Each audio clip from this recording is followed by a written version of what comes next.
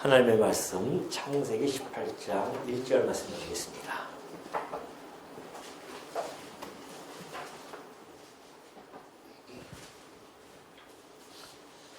창세기 18장 1절입니다.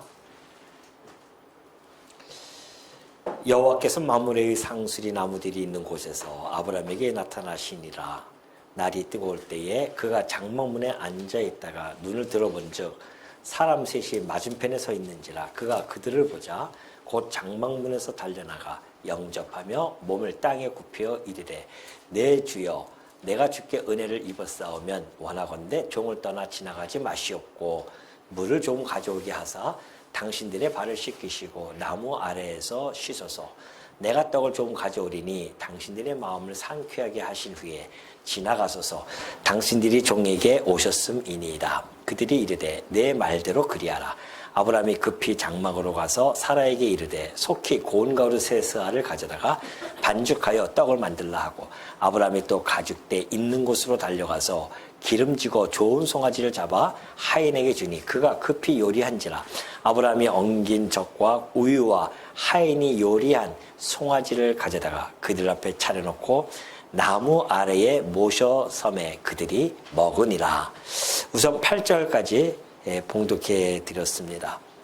18장의 내용을 33절까지 전체를 살펴보면은 이제 아브라함에게 여호와께서 내방을 하는 그런 내용이 담겨져 있죠. 지금 방금 봉독해 드렸던 그 말씀입니다.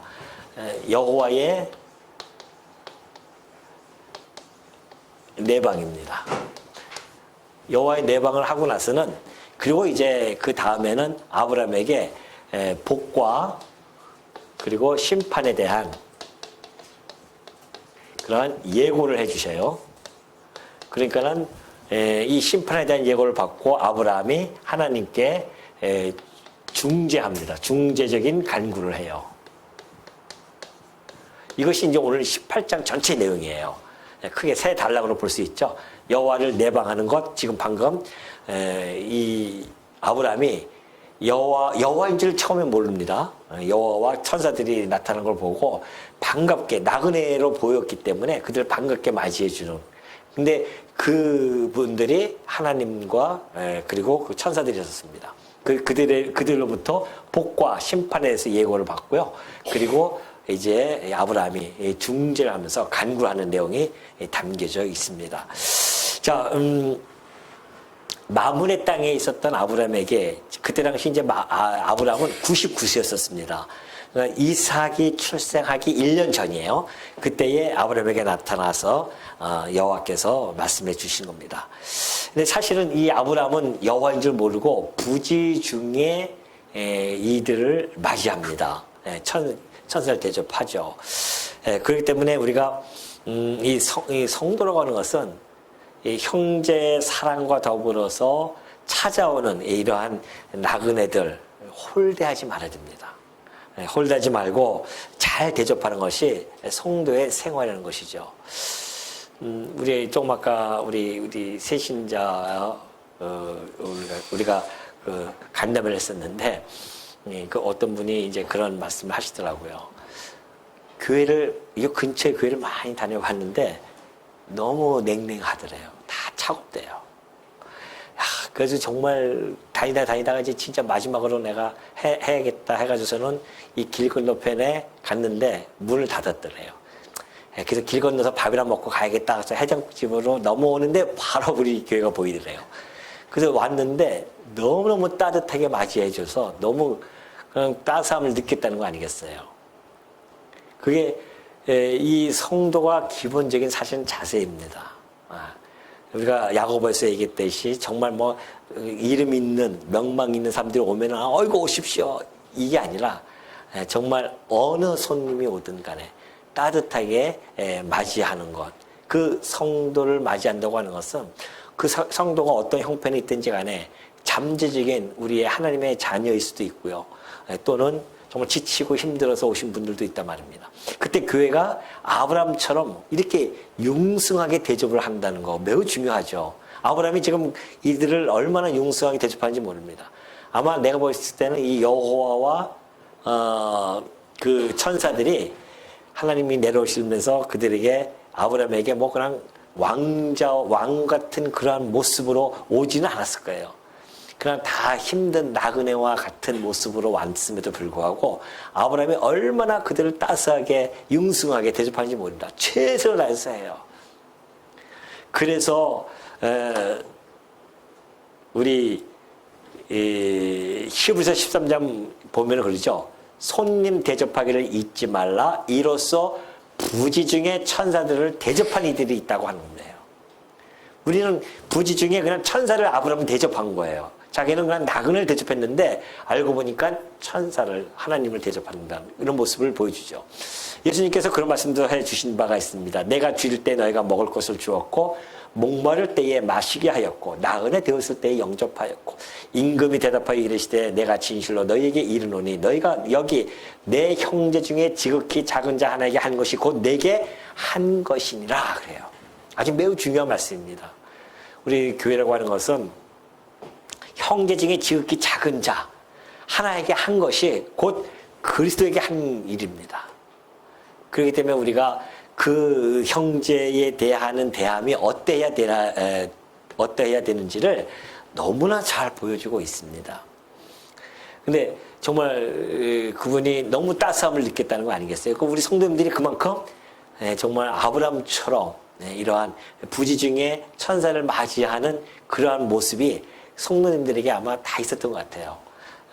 우리도 모르게 우리가 그런 생활들이 뵌 것 같습니다. 그래서 하나님께서 우리 이 교회를 통하여서 정말 힘들고 어려운 그런 분들이 참 따스함을 느끼고 위로를 느끼고 그러기 위해서 우리 교회를 이렇게 지금 유지시켜주고 또 하나님께서 견고히 지금 우리를 지켜가고 계시지 않는가라는 생각을 한번 해봅니다. 이것처럼 오늘 아브라함도 역시 정말 이 성도의 생활을 아주 잘 모범적으로 보여주고 있죠. 이 히브리서 기자가 이 아브라함을 들어서 이렇게 천사들 대접했다고 하는 것은 아브라함의 모습이 성도들의 어떤 나그네를 맞이하는 생활의 모본으로서 좀 이야기해 주고 있는 겁니다. 그렇기 때문에 여러분이 혹시 직장이라든가 또는 가정이라든가 이런 데서 어떠한 분을 만나든 간에 따스함으로 정말 이 아브라함처럼 손이 계산하지 말고 내가 이걸 해주면 얼마나 해줄까 뭐 이런 거는 벌써 성도의 마음가짐이 아닙니다. 그냥 따스한 마음으로 하나님한테 우리 주님에게 했듯이 그렇게 하게 되어질 때에 그 사람이 정말 성도인 줄 누가 알겠어요. 그죠? 성도로서 정말 내 그 모습을 보고 예수 그리스도를 또 영접할지 그건 아무도 모르는 일입니다. 그랬을 때에 우리는 얼마나 큰 영광을 얻겠어요. 우리 주님으로부터 칭찬과 존귀함과 영광을 받죠. 한 영혼을 천하보다 귀한 영혼을 구원시키는 것처럼 귀한 것이 어디 있겠냐 말이죠. 그래서 이 8절까지가 이제 그렇게 여호와께서 내방하는 모습을 보여줬고, 그 다음에 이제 9절부터 15절까지는 하나님으로부터 사라가 잉태되어지고 출생할 것, 이 약속을 다시 한번 마지막으로 이제 보여줍니다. 최종적인 통보예요. 그래서 사라가 그런데 그걸 불신하는 모습이 15절까지 나타납니다. 그들이 9절 아브라함에게 이르되 내 아내 사라가 어디 있느냐 대답하되 장막에 있나이다. 그가 이르시되 내년 이맘때예요. 내가 반드시 내게로 돌아오리니 내 아내 사라에게 아들이 있으리라 하시니 사라가 그 뒤 장막문에서 들었더라. 아브라함과 사라는 나이가 많아 늙었고 사라에게는 여성의 생리가 끊어졌는지라. 사라가 속으로 웃고 이르되 내가 노쇠하였고 내 주인도 늙었으니 내게 무슨 즐거움이 있으리요. 여호와께서 아브라함에게 이르시되 사라가 왜 웃으며 이르기를 내가 늙었거늘 어떻게 아들을 낳으리요 하느냐. 여호와께 능하지 못한 일이 있겠느냐. 기한이 이를 때에 내가 내게로 돌아오리니 사라에게 아들이 있으리라. 사라가 들어와서 부인하여 이르되 내가 웃지 아니하였나이다. 이르시되 아니라 내가 웃었느니라. 그래요. 자, 지금 사실 사라는 이미 다 여성으로서의 끝났어요. 이 임신할 수 없는 불임의 상태입니다. 그때에 하나님이 다시 한번 최종적으로 언약을 해 주시죠. 그러니까는 이 사라가 웃을 수밖에 없습니다. 인간의 그 법칙으로 보면은 도저히 이걸 감당할 수 없죠. 그러니까 우리가 사실은 그런 생각을 가지고 살 때가 많이 있습니다. 우리 아버지가 가지고 있는 능력이 무엇인지를 모르기 때문에 우리는 그 아버지를 간구하고 살아갈 때가 많이 있죠. 그렇지 않습니다. 그러니까는 지금 이 사라에게도 뭐라고 이야기합니까? 아니다. 여호와께서 전능하신 하나님이 무엇을 못하시겠냐는 것이죠. 하나님에 대한 것을 정확하게 다시 한번 입증을 시켜줍니다. 그러니까 의심을 해요. 지금 이제 의심을 하죠, 지금. 의심을 하니까 아니다. 하나님은 전능자야. 못하실 것이 없으신 분이야. 라고 다시 한번 주지시켜 줍니다. 그러니까 사라가 그 이후에 다시 믿음이 형성이 되어지거든요. 아, 전능자라면은 이 의심을 할 필요가 없겠다라는 것을 느껴지는 거죠. 그래서 사라가 그 다음에 이제 믿게 되어지는데, 그렇기 때문에 지금 이 하나님이 오래전부터 약속을 해줬지만은 결국은 하나님의 때가 있어요. 또 우리 인간들은 그 하나님의 때를 모르니까는 그때 나타나는 결과는 조급증입니다. 우리가 살아가면서 참 조급하잖아요. 금방 안 이루어지니까 막 조급해 보입니다. 근데 하나님은 이미 하나님의 계획 속에는 다 때에 따라서 목적과 기한이 이를 때가 있거든요. 근데 인간은 그걸 미리 땡겨가서 막 안달을 하는 겁니다. 그럴 필요 전혀 없습니다. 그냥 하나님께 맡기고 살아가게 되어지면 그것이 이루어지든 안 이루어지든 하나님의 때에 따라서 해 주실 거야 라고 하는 그 믿음만 있으면 우리가 이렇게 인생을 살아가면서 훨씬 근심이라든가 걱정이라든가 이 조급증은 고쳐질 수가 있습니다. 이걸 파악을 못하니까 문제예요. 내 아버지가 전능자라는 것을 깜빡깜빡 잊어버려요. 아니 이것만 잊어버리면 괜찮은데 아버지 자체를 잊어버릴 때가 있어요. 왜요? 안 보이니까. 안 보이니까는 아버지 찾으러 얼른 가려면은 무덤가에 가는 거죠. 보이니까 거기 무덤이라도 아버지 뼈가 이 안에 있지. 근데 우리 아버지는 안 보이니까. 이게 바로 의심과 불신입니다. 지금 이것도 역시 의심은 곧 불신으로 나타날 수밖에 없잖아요. 그런데 다시 한번 전능자임을 드러내 주심으로 말미암아 계시 줌으로 말미암아 그새 믿음이 형성되어집니다. 그러니까 이 믿음이라고 하는 것은 언약하고 언약을 이루기 위한 조건이 아닙니다. 네가 믿었기 때문에 하나님께서 그 언약을 이루어 줄게라고 하는 것이 아니잖아요. 언약과 성취의 결과물이 믿음이에요, 사실은. 오늘 우리가 왜 하나님이 살아계심을 믿습니까? 하나님의 언약이 결과물로 나왔잖아요. 예수 그리스도를 이 땅에 오심으로 말미암아 성취가 되었단 말입니다. 그래서 우리가 믿음이 생기는 거예요. 그래서 우리의 믿음은 우리 자유의지에 따라서 주어지는 것이 아니라 하나님의 하시는 역사 섭리의 결과물로 나타나는 겁니다. 그게 은혜의 선물이죠. 그래서 우리가 믿는 거 아니겠어요? 야, 하나님 정말 믿을 수 있는 분이시구나. 그러니까 우리가 그 믿음을 가지고 살아가는 거죠. 그러니 하나님은 이 전능자이기 때문에 하나님은 절대 언약. 하나님의 언약은 절대 언약이에요. 전능자이시기 때문에. 그러면은 절대 언약이라고 하는 것은 뭐예요? 절대 성취죠. 절대 성취입니다. 이거는 하나님의 언약은 안 이루어지는 법이 없습니다. 절대 성취예요. 그럼 우리가 갖게 되어지는 이 믿음은 무슨 믿음일까요? 이 믿음은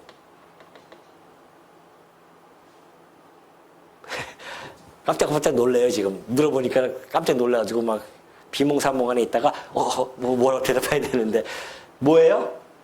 절대 믿음이에요. 상대적인 믿음이 아닙니다. 우리는 이 안에 있는 성도들은 상대적인 믿음을 믿는 것이 아니에요. 이것을 믿을까 말까 이런 것이 아니라 절대적으로 믿는 거예요. 우리는. 왜요? 절대적인 언약 성취니까. 절대 믿음을 갖는 겁니다. 지금 이 천사들이 사라에게 이 절대적인 믿음을 촉구하는 겁니다. 너 무슨 말이냐? 왜 의심하느냐? 하나님이 못 이루실 것이 무엇이 있겠냐 말이죠. 얼마나 위로가 되는 말씀입니까? 우리 아버지가 못 이루실 것이 없다니까요. 근데 왜 내게나 왜 안 이루어주십니까? 욕심이라니까요. 자꾸만 욕심을 갖다가 하지 말란 말이에요. 하나님이 거기까지 이루어주신 것이 하나님의 뜻이에요. 또 하나님의 때가 되어지면 또 하나님께서 당신의 뜻대로 이루어지겠죠. 그러니까 우리는 아버지를 전능자를 믿고 마음 편히 그냥 살아가시면 돼요. 내일을 걱정하지 마시고 오늘 하나님이 주신 그 은혜의 선물을 느끼면서 우리가 살아가는 것, 이것이 매우 중요함을 잘 보여주고 있습니다. 그렇기 때문에 이 사라의 이 불신에도, 사라의 의심에도 불구하고 하나님의 약속은 이루어져서 내년 이맘때 곧 사라의 몸에 아들이 생기고 그 아들을 가슴에 품고 있게 되어지는 놀라운 역사가 벌어지는 겁니다. 그러면서 이제 16절을 가면 그래요. 16절부터 21절까지 보면은 이제 하나님께서 소돔 고모라에 대한 하나님의 심판, 그리고 다시 한번 이 복을 주지시켜 줍니다. 16절부터 19절 보면 그래요. 그 사람들이 거기서 일어나서 소돔으로 향하고 아브라함은 그들을 전송하러 함께 나가니라. 여호와께서 이르시되 내가 하려는 것을 아브라함에게 숨기겠느냐. 아브라함은 강대한 나라가 되고 천하 만민은 그로 말미암아 복을 받게 될 것이 아니냐. 내가 그로 그 자식과 권소에게 명하여 여호와의 도를 지켜 의와 공도를 행하게 하려고 그를 택하였나니 이는 나 여호와가 아브라함에게 대하여 말한 일을 이루려 함이니라. 자, 하나님께서 뭐라고 말씀하시냐면 아브라함에게 내가 하려는 것을 아브라함에게 숨기겠느냐 하는 거죠. 왜 그럴까요? 아브라함이 어떠한 존재이길래 하나님께서 당신이 해야 할 일들 두 가지가 있는데 이 일을 숨기지 않겠다는 겁니다. 야고보서 2장 23절 보니까는 아브라함은 하나님의 벗이었었습니다. 보십시오. 이에 성경에 이른바 아브라함이 하나님을 믿어요. 하나님을 믿으니까 이것을 의로 여기십니다. 하나님과의 이 벗의 관계는 믿음으로 형성이 되어진 겁니다. 믿음 있고 의로움을 여겨서요. 그래서 하나님이 이제 하나님의 벗으로 칭함을 받는 겁니다. 그러니까 하나님의 벗이니까 그 벗으로서 이 일들을 와서 설명해 주는 겁니다. 그죠? 그러면서 그만큼 아브라함을 귀히 여기고 그에게 절대적인 신뢰를 보내면서 다시 한번 복음을 선포하게 되어지죠. 그 복음 선포는 아브라함과 그의 자손, 다윗의 자손, 그리고 예수 그리스도로 이어지는 놀라운 복을 다시 한번 선포합니다. 이것이 이제 이 내용입니다. 아브라함에게 언약을 해 주십니다. 다시 복에 대한 언약이에요. 복에 대한 언약인데 내가 강대한 나라를 갖게 되어질 것이다. 강대한 나라. 그 언약을 주십니다. 근데 정말 그의 자손인 다윗이 나타나죠. 다윗을 통하여서 아주 강대한 나라가 형성되어집니다. 그래서 이스라엘 나라 중에서 제일 강대했던 나라가 다윗 시대였었습니다. 다윗이 그때 당시에 그 가나안 땅뿐만이 아니라 저 애굽에 있는 것까지 더 나아가서는 위에 다메섹을 지나서 거기 뭐 전체 지경을 다스리는 그러한 나라가 되었습니다. 주변에서 침범할 수 없는 그러한 나라로 아주 강하게 만들어졌습니다. 그래서 다윗만 나타나면 다들 벌벌 떨 수밖에 없는 그러한 강대한 나라가 이루어지죠. 성취가 되어진단 말입니다. 그리고 결국은 이 이야기는 그 하나의 모형이었죠. 하나님께서 이 실체인 그 나라, 예수 그리스도 통하여 성취될 그 나라입니다. 예수 그리스도의 나라는 어떤 나라입니까? 얼마나 강대한 나라인지 아시겠습니까? 이건 모형적이니까 그렇게 구전으로 보여졌지만 실체적인 그 나라는 음부의 권세가 이기지 못한 나라입니다. 이런 나라가 세상에 어디 있어요? 이런 나라 없습니다. 그냥 사망의 권세가 침범하지 못해요. 여러분, 우리 이곳이 사망의 권세가 침범하지 못합니다. 왜냐하면 우리는 다 영원한 생명을 가지고 부활할 자들이기 때문에 사망의 권세가 틈이 없습니다. 우리가 그러한 존재죠. 그러니까 창소가에도 있듯이 우리는 영혼을 잇대어 살아가는 존재들이다. 그러니 여러분이 얼마나 고귀한 존재들입니까? 그러니까 이 세상에서 좀 힘들고 어렵다고 너무 그렇게 어깨에 쭉 쳐서 살 필요는 없어요. 우리는 뭐예요? 영원히 잇대서 살아가는 존재들이다. 그러니까 이 나라가 하나님께서 아브라함에게 줬지만은 이것이 곧 아브라함과 다윗의 자손 예수 그리스도를 통하여 이루어질 그 강대한 나라. 그로 말미암아 천하 만민, 그죠? 천하 만민 그들이 복을 받습니다. 이 천하 만민의 여기에 내가 보여요, 안 보여요? 보이죠? 제가 보이죠? 여러분도 보이죠? 천하 만민 안에 다 보여요. 여러분들이 복을 받았단 말입니다. 그래서 여러분이 복음을 받은 거예요.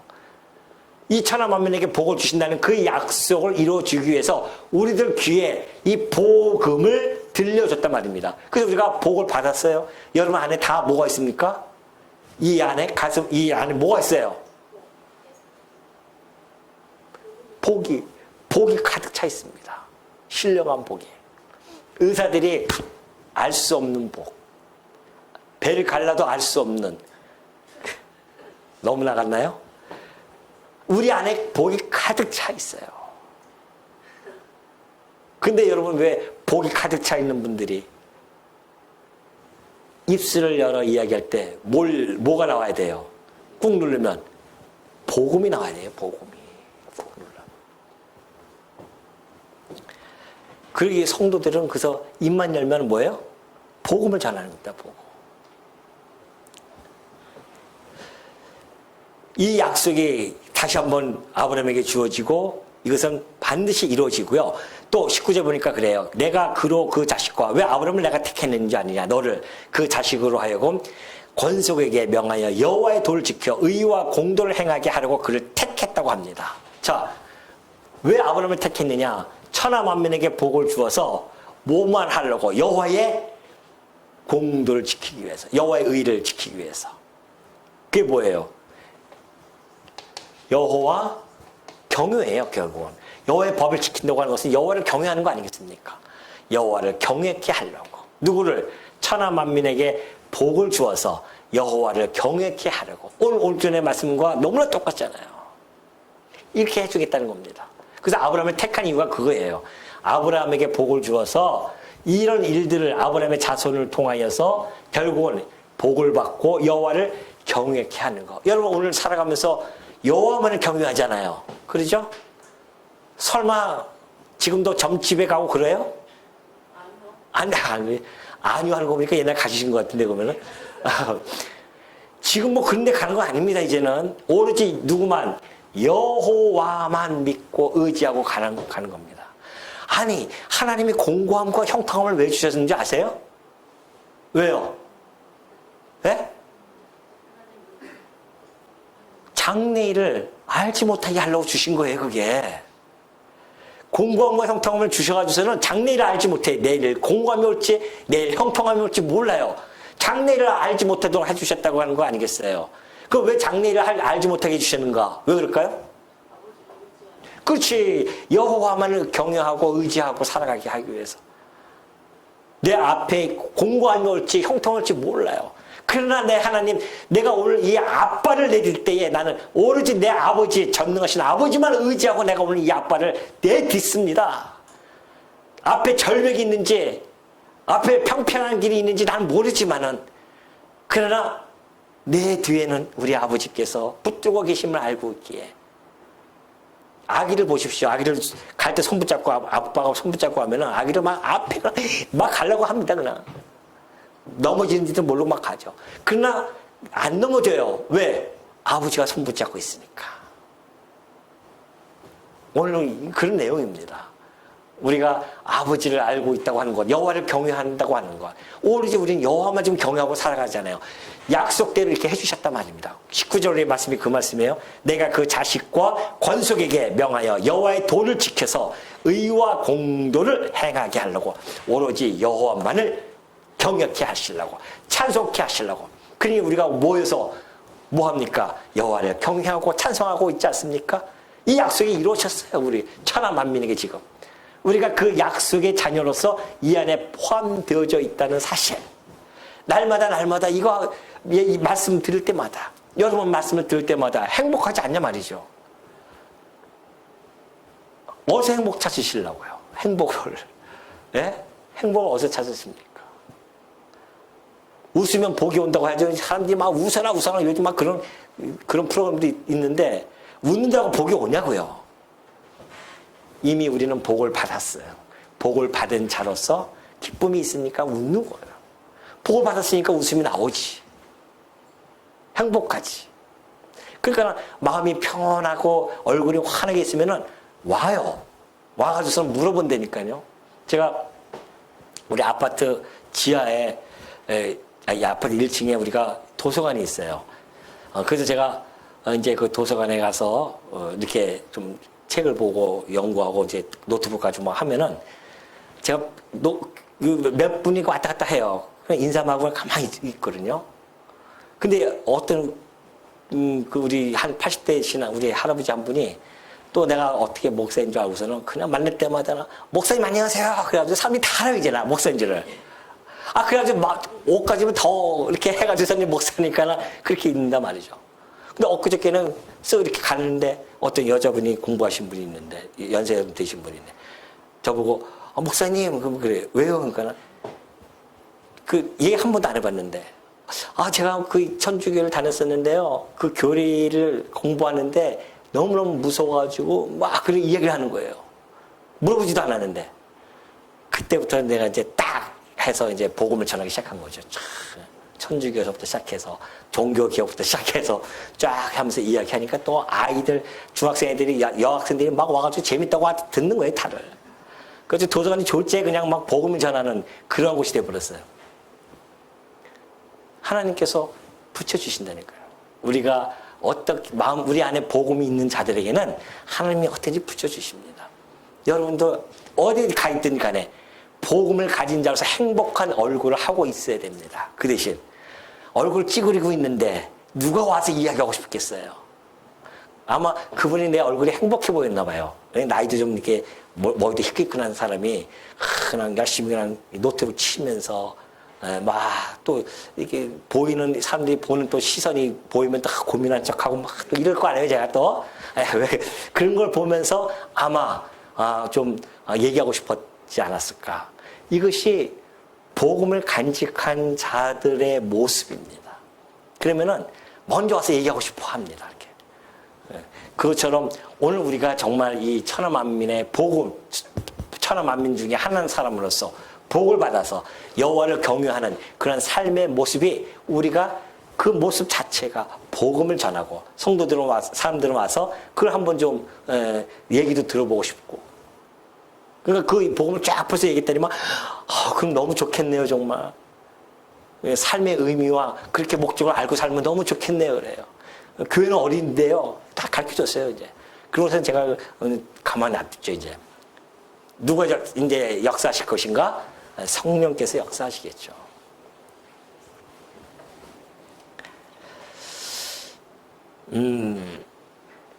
자, 이 말씀 결국은 메시아께서 이제 이 여호와 경외하는 십자가에 오셔서 그 여호와의 그 도를 다 지키심으로 말미암아 그의 백성들도 함께 여호와를 경외케 할 것에 대한 하나의 그 예표한 것은 틀림없죠. 20절, 21절 보면은 이제 하나님이 소돔과 고모라의 심판을 예고하십니다. 자, 복을 선포해 줬어요.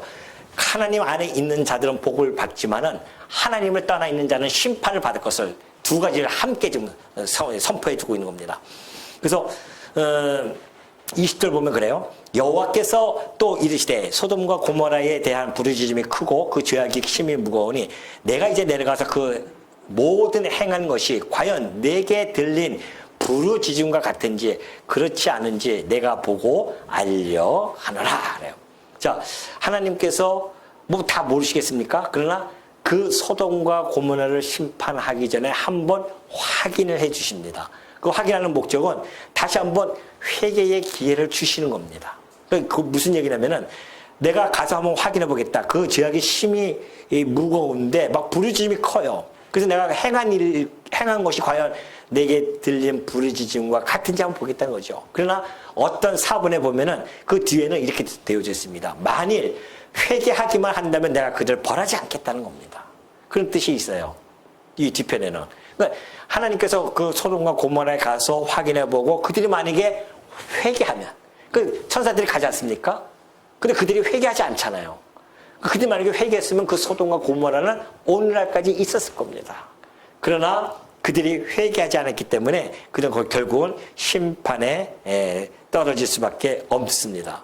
그래서 지금 이 여호와의 도 안에 있는 자들은 하나님을 경외하고 하게 되어지지만은 여호와의 도를 떠난 자들, 곧 소돔과 고모라는 심판을 통하여서 하나님께서 보여주시는 겁니다. 하나님의 그 사랑과 공의가 어떠한지를 정확하게 그들에게 보여주죠.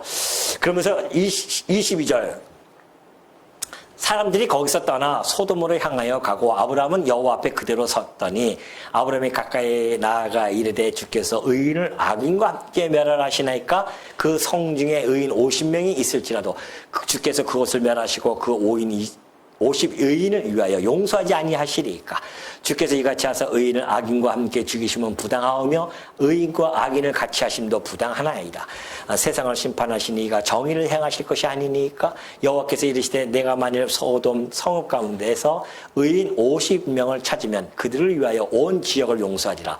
아브라함이 대답하여 이르되 나는 티끌이나 재와 같사오나 감히 죽게 아뢰나이다. 50의인 중에 5명이 부족하다면 그 5명이 부족함으로 말미암아 온 성읍을 멸하시리까 이르시되 내가 거기서 45명을 찾으면 멸하지 아니하리라. 아브라함이 또 아래로 이르되 거기서 40명을 찾으시면 어찌하려 하시나이까 이르시되 40명으로 말미암아 멸하지 아니하리라. 아브라함이 이르되 내 주여 노하지 마시옵고 말씀하여 주옵소서. 거기서 30명을 찾으시면 어찌하려 하시나이까 이르시되 내가 거기서 30명을 찾으면 그리하지 아니하리라. 아브라함이 또 이르시되 내가 감히 내 죽게 아뢰나이다. 거기서 20명을 찾으시면 어찌하려 하시나이까 이르시되 내가 20명으로 말미암아 그리하지 아니하리라. 아브라함이 또 이르되 주는 노하지 마옵소서. 내가 이분만 더 아뢰리이다. 거기서 10명을 찾으시면 어찌하려 하시나이까 이르시되 내가 10명으로 말미암아 멸하지 아니하리라. 여호와께서 아브라함과 말씀을 마치시고 가시니 아브라함도 자기 곳으로 돌아갔더라. 아브라함이 처음부터 그냥 한 10명만 얘기했으면 이렇게 힘들게 읽지 않아도 될 텐데요. 50명으로 시작해서 자그마치 5번을 요청을 합니다. 처음에 50명 해다가 45명, 미안한지 한 45명. 근데 하나님이 그렇게 한다고 하니까 아차 싶은 거예요. 아이고, 내가 더 크게 해야겠다. 그래서 그때부터 10명으로 넘어갑니다. 30명, 20명, 10명으로 넘어가죠. 그걸 요청을 합니다. 그러면서 지금 하나님께서 의인과 악인을 함께 멸하는 것은 하나님답지 않지 않습니까? 그런 거죠. 그러면서 지금 아브라함이 그 소돔성을 위하여 간구를 합니다. 여기서 이제 그 의인이라고 하는 것은 기준은 어떤 성품, 도덕적 또는 어떤 윤리적 이런 것들의 완전한 그런 것이 아닙니다. 하나님 관계에서의 의인이거든요.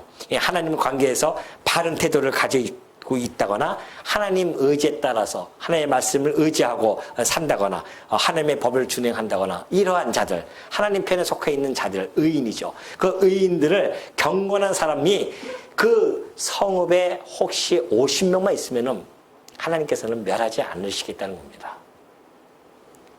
근데 점점 내려가요. 10명까지 내려갑니다. 아브라함은 정말 사실은 그 안에 롯이 있었습니다. 자기 조카 롯이 있었죠. 그 가족들이 있습니다. 그들을 생각하면서 지금 중재적인 간구를 해주고 있습니다. 사실은 하나님이 이 아브라함의 간구를 들으시죠. 이 간구 때문에 사실 롯이 거기서 구함을 받는 겁니다. 창세기 19장 29절 보면 그러죠. 하나님이 그 지역의 성을 멸하실 때에 곧 롯이 거주하는 성을 엎으실 때에 하나님이 아브라함을 생각했어요. 아브라함이 이 중재적인 간구 이걸 통해서 하나님이 아브라함을 생각해서 롯을 그 엎으시는 중에서 다 내보내십니다. 그래서 의인의 간구가 크다는 겁니다. 힘이 있어요. 예수는 영원히 계심으로 그 제사장 직분도 갈리지 아니하니라. 그렇다고 한다면 이 아브라함의 중재적 간구는 곧 누구에 대한 간구의 모습인가? 예수 그리스도 아니겠습니까? 우리 주님이 오셔가지고서는 제사장 직분도 갈리지 아니하는 그 제사장을 가지시고 자기를 힘입어 하나님께 나아가는 자들을 온전히 구원하실 수 있는데 그가 항상 살아계셔서 그들을 위하여 간구하고 계십니다. 우리 주님이 지금도 여전히 중재적 간구를 하고 계십니다.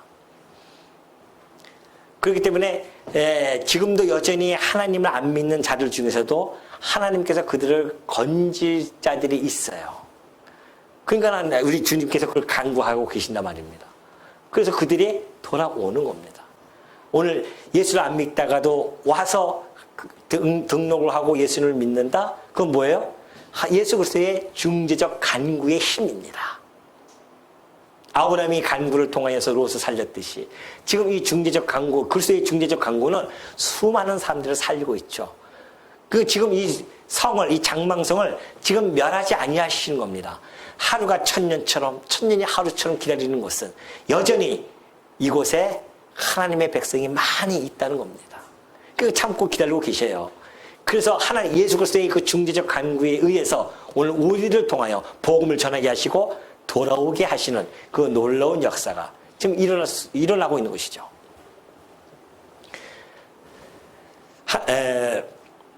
하나님께서는 믿는 자와 안 믿는 자를 함께 멸하시지 않는 공의로우신 분이기 때문에 그렇다는 겁니다. 그러니까 이사야서 1장 4절 보면 그런 말씀이 있어요. 이사야 선지자가 그래요. 슬프다 범죄한 날 이스라엘 나라가 얼마나 범죄했는지 슬퍼요. 허물진 백성이고 행악의 종자요 행위가 부패한 자식으로다. 그들이 여호와를 버리며 이스라엘의 거룩한 일을 만홀히 여겨 멀리하고 물러가더라. 만군의 여호와께서 우리를 위하여 생존자를 조금 남겨두지 아니하셨더라면 우리가 소돔 같고 고모라 같았으리라. 이스라엘 백성들이 아주 멸하지 않는 이유는 생존자가 있어요. 하나님을 경외할 자들이 아직도 있단 말입니다. 남겨두셨기 때문에 소돔처럼 고모라처럼 아주 없어지지 않는 겁니다. 이스라엘 나라가 지금도 있잖아요. 그렇게 하나님을 버리고 떠나서도 2000년 동안 위리방황했음에도 불구하고 그러나 또 있는 것은 아직도 그곳에 생존자가 있어요. 하나님의 백성이 남아있기 때문에 지금 하나님께서 저렇게 그 나라를 굳건하게 세워주고 있는 것이죠. 소돔 고모는 없지만은 지금도 그 이스라엘 나라는 있듯이 하나님께서는 이 성읍 장망성에 아직 의인이 남아있기 때문에 지금 이 나라가 이 세상이 존속되고 있는 겁니다. 예수님께서 이런 말씀을 해주셨습니다. 내가 너희에게 이르노니 속히 그 원한을 풀어주시리라. 그러나 인자가 올 때 세상에서 믿음을 보겠느냐 말이죠.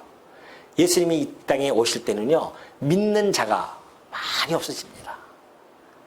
우리 지금 보면 알잖아요. 지금 이 복음이 서쪽으로 향하면서 한번 스쳐가는 곳들은 그 믿는 자들이 현격하게 없어집니다. 오늘 이 한국 땅도 지금 믿는 자들이 얼마나 현격하게 없어집니까? 중국을 넘어갔지만 중국도 이제 좀 있으면 현격하게 없어져요. 잘 먹고 잘 살게 되어지면은 하나님 다 잊어버린단 말입니다. 그러면은 그때 점점 믿는 자, 세상이 안 믿어도 살만하거든요, 지금. 그러니까는 하나님을 떠나기 시작하면은 이제 세상에서 예수님이 오실 때쯤 되면은 믿음을 보겠냐 말이죠. 결국은 소돔과 고모라처럼 이 세상은 불바다가 될 것입니다. 다 없어질 거예요. 하나님께서 당신의 의인과 악인을 같이 멸하지 아니하시기 때문에 그들을 건져내실 겁니다. 당신의 백성들을 건져내신다는 것이죠. 오늘 하나님께서 이 아브라함에게 이 구속과 이 심판, 이 또 축복, 이 저주 아니겠어요? 이 두 가지 길을 아브라함에게 제시해주고 있습니다. 벗으로서 이런 거죠. 그래서 모든 후손들, 오늘 이 말씀을 읽는 우리 모두들에게 이 소돔과 고모라의 멸망, 의인이 없어서 멸망을 당하는 그 모습을 바라보면서 오늘 우리는 그걸 경고로 삼아야 됩니다. 오늘 이 시대에 우리가 의인이기 때문에 이 세상이 망하지 않고 있는 거예요. 우리 의인이 없어지면 이 세상은 망할 수밖에 없다는 사실. 하나님께서 뭐하니 놔두시겠습니까, 이 세상을. 당신의 자녀들 때문에 놔두고 있는 거예요, 사실은. 그래서 우리로 하여금 이 축복받는 길이 무엇인가, 이것을 잘 알고 이 구속의 길을 전달해 줌으로 말미암아 성도들로 하여금 하나님께 하나님만을 경외하면서 살아갈 수 있도록 해주신다는 것을 우리가 다시 안다고 한다면, 이 말씀이 18장의 말씀이 정말 이 복음이 그런 거 아닙니까? 이것도 마찬가지예요. 오늘 여호와께서 우리들에게 내방하 주셨습니다. 아브라함처럼. 뭘로요? 네, 우리의 성령께서 우리에게 성령 내주하고 계시지 않습니까? 성령 내주하고 계셔요. 우리에게 말씀을 주셨습니다. 그 말씀의 효력이 뭐예요? 복과 저주예요. 말씀을 받는 자들은 복 받을 것이고 말씀을 거부하는 자는 심판을 받을 것이고 소돔과 고모라처럼 이 말씀을 우리에게 주셨단 말입니다. 그래서 우리로 하여금 중재적인 간구를 좀 하고 있지 않습니까? 우리가 역시 그래서 우리가 이 나라를 아까 우리 권사님이 얘기했듯이 나라를 위해서 기도도 하고요. 교회를 위해서 기도하고 다 중재적인 기도입니다. 그리고 정말 힘들어하는 그런 영혼들을 위해서 기도해주고 그래서 하나님께서 그들을 이 말씀 안으로 들어오게 해서 의인으로 삼아주시는 이 놀라운 역사 현장 이것이 오늘 이 시대에 좀 우리가 바라보는 이 시대이고 우리는 그 쓰임을 받는 주의 종들로서 하나님께 감사와 찬양을 드리면서 오로지 여호와의 도를 지켜나가는 주의 종들 되어주시기를 당부드립니다.